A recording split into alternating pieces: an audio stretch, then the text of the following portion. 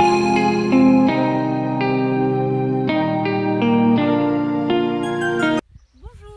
aujourd'hui la JCE de Rochefort est à Moragne avec Léa Bézaguet pour vous présenter l'exploitation Le Temps des Cueillettes. Bonjour Léa.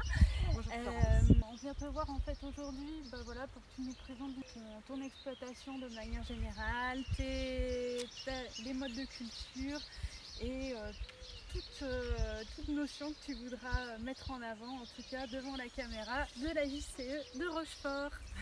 Alors merci d'être venu. Donc chez moi le jardin ça se fait en permaculture.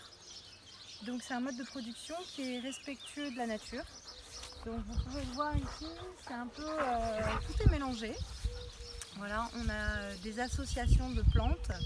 On plante toujours plein de choses ensemble et on n'utilise aucun produit depuis le début. Là maintenant on est en deuxième année de conversion vers l'agriculture biologique parce qu'on a trouvé que c'était important d'avoir le label bio pour se différencier d'autres producteurs. Donc un des légumes phares de la permaculture en général et de notre jardin en particulier, c'est la blette. Donc la blette à carde, c'est ce légume feuille que l'on connaît bien. Chez nous on la décline en plusieurs couleurs. Donc c'est de la blette arc-en-ciel.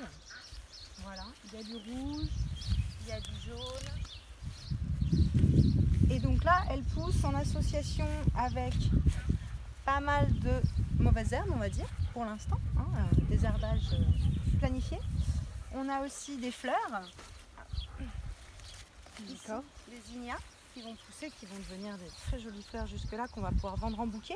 Et c'est complémentaire avec la culture de la blette Le zinnia va surtout avec la tomate. Avec la tomate, d'accord. Donc là on a des petites cornulésantes qui arrivent.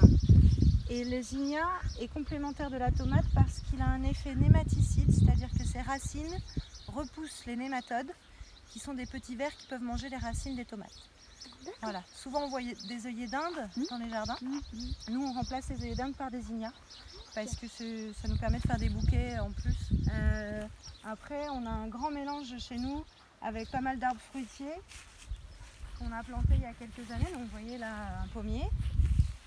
On a une philosophie pour l'instant de non-taille absolue qui va peut-être évoluer après au fur et à mesure que j'apprends le métier d'arboricultrice. Là on a un pêcher de vigne aussi, donc il y a quelques pêches qui vont venir à maturité plutôt vers août-septembre normalement. Et donc la permaculture c'est un peu une technique de maraîchage, de jardinage qui est respectueuse de la terre dans le sens où tout est mélangé, c'est un écosystème qui se fait et comme il n'y a aucun produit, il y a plein d'insectes qui vont venir et on va avoir un ravageur qui va être régulé par un autre prédateur qui va être lui-même régulé par un autre et ainsi de suite et on a énormément de biodiversité et de vie dans le jardin. Toi, ton compagnon, vous êtes formé à la permaculture quelque part en particulier ou Un petit peu, oui. Ouais, beaucoup de lectures personnelles et aussi un stage dans une association qui s'appelle la Forêt Nourricière, qui est en Bretagne. Okay. Voilà, j'ai fait un stage de 3 jours et après j'ai fait des formations un peu partout en France en fait, dans tous les sujets que je voulais. Donc culture de petits fruits dans la région centre vers Clermont-Ferrand, apiculture dans le sud. J'ai fait des stages de maraîchage aussi pas mal dans le coin, avec la chambre d'agriculture de Charente-Maritime notamment.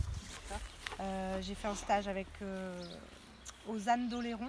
C'est une ferme pédagogique avec des ânes qui donc m'a appris à m'occuper de mes ânes dont je me sers pour l'attraction animale. Plein de petites choses comme ça. Moi je fais à la carte. D'accord, Voilà. ok. Alors ici un autre exemple d'association de culture. Donc on a des haricots grimpants. Voilà, on leur a mis des petites ficelles avec des piquets et puis ils vont grimper, donc ça va nous faire des jolis haricots verts. Et avec ça, au pied, on leur a mis des laitues. Donc ça, c'est une laitue romaine qui s'appelle l'oreille du diable. On l'aime beaucoup parce qu'elle est croquante, mais elle a aussi beaucoup de goût. Voilà, pour les gens qui disent « oh, c'est que de la feuille ». Celle-là, elle envoie.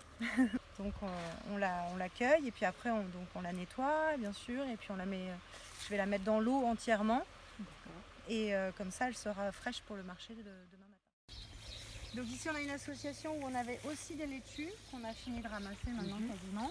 Le temps que les courgettes prennent leur place et maintenant que les courgettes se sont bien étalées, on commence à récolter les courgettes.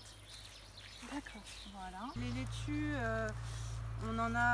on essaye d'en avoir tout le temps, en continu. D'accord. Et comme c'est une culture qui ne demande pas beaucoup de nutriments, on peut l'intercaler un petit peu partout. Ça, c'est quelque chose qu'on a tendance à mettre un peu partout. Et là, l'association, c'était surtout parce que la laitue n'est pas très exigeante et que les courgettes étaient toutes petites. Donc là, c'était vraiment une histoire de place. Les concombres de l'autre côté. Donc, c'est des petits concombres chez nous. Comme on ne leur met pas d'engrais, des fois ils sont petits, des fois ils sont grands, des fois ils sont gros, des fois ils sont biscornus. Mais en tout cas, on nous dit toujours qu'ils ont du goût. Donc, on n'est pas dans le calibrage de la grande distribution, justement, que les consommateurs connaissent. J'ai mis des fraises. Donc là, cette semaine, je vais avoir un petit peu de marat des bois à vendre au marché. Alors j'ai beaucoup de mal à faire les fraises parce que j'ai beaucoup d'oiseaux dans le jardin. Et voilà. Et donc j'ai un filet, mais les oiseaux arrivent à passer sous le filet, dans le filet. Donc il faut que je vienne voir tous les jours pour être sûr qu'il n'y en a pas un qui est mort dedans d'ailleurs. La fraise c'est un peu mon espoir et j'ai pas fini, j'ai pas lâché l'affaire, mais c'est vraiment compliqué à faire. Et en bio en plus on ne peut pas les faire en gouttière comme on voit hors sol. En agriculture biologique on est obligé de les faire dans la terre. De février jusqu'à maintenant à peu près, on remplit la serre avec des petites plaques comme ça. On sème donc là des laitues, là c'est des petits arbustes. De l'autre côté il nous reste encore des blettes, des choux, du basilic, encore des blettes et toujours des blettes. Et on sème aussi beaucoup nos arbres. Par exemple ça c'est un albizia, ça va nous permettre de créer des haies. Et donc plus de biodiversité, plus de microclimat pour tempérer les choses. Ça c'est un brugnon aussi, un brugnon qui est en train de faire un arbre. Les romarins qui vont être des plantes mellifères, parce qu'on a aussi pour but d'attirer beaucoup les abeilles. Par exemple on a planté des fenouilles sauvages qui sont super pour les insectes pollinisateurs. Et on espère pouvoir nourrir pas mal d'abeilles, au moins 2 ruches. Voilà. C'est en cours de projet. Il y a un apiculteur qui devrait venir installer 2 ruches. On est très impatients de les avoir. On a creusé une mare qui est naturelle. Comme on a un sol très argileux, ça nous permet d'avoir une retenue d'eau. Et la mare, ça sert surtout à la biodiversité. Même si nous, la mare, elle ne produit pas vraiment pour nous, pour les clients, mais elle sert de zone sauvage, la zone 5 en permaculture, qui est la zone pour la nature, qui permet de réguler les zones cultivées où il y a beaucoup d'interventions humaines. Okay. Voilà. La ferme qui fait 1 hectare, je l'ai divisée en 2. Donc d'un côté tout ce qui est production légumes, fruits, végétal, et de l'autre côté tout ce qui est animaux. Donc pour moi c'est volailles, c'est surtout les volailles, pour les œufs, j'adore les œufs. Donc j'ai 30 poules, 15 cannes et 2 oies. Et donc tout ce petit monde vit ensemble pendant la journée et pendant la nuit chacun a son enclos et je renferme tous les soirs pour éviter la venue de Monsieur Goupil. C'est très important pour moi d'avoir des animaux parce que ça permet d'avoir du fumier qui permet de nourrir le jardin. Et quand j'ai trop de légumes ou que j'ai des laitues qui sont montées en graines parce qu'il fait trop chaud, j'ai pas eu le temps de les vendre, et bien je les donne aux poules, ça me fait des bons œufs et rien n'est perdu. Voilà une de mes cannes et celle-ci on l'a domestiquée jeune, ce qui fait que je peux l'attraper assez facilement et quand j'ai des enfants, des écoles ou des centres de loisirs qui viennent, je peux leur permettre de caresser la canne, comme je vais proposer à Florence maintenant. Elle ne mord pas, elle pince pas, elle n'a pas de dents. Salut Austin.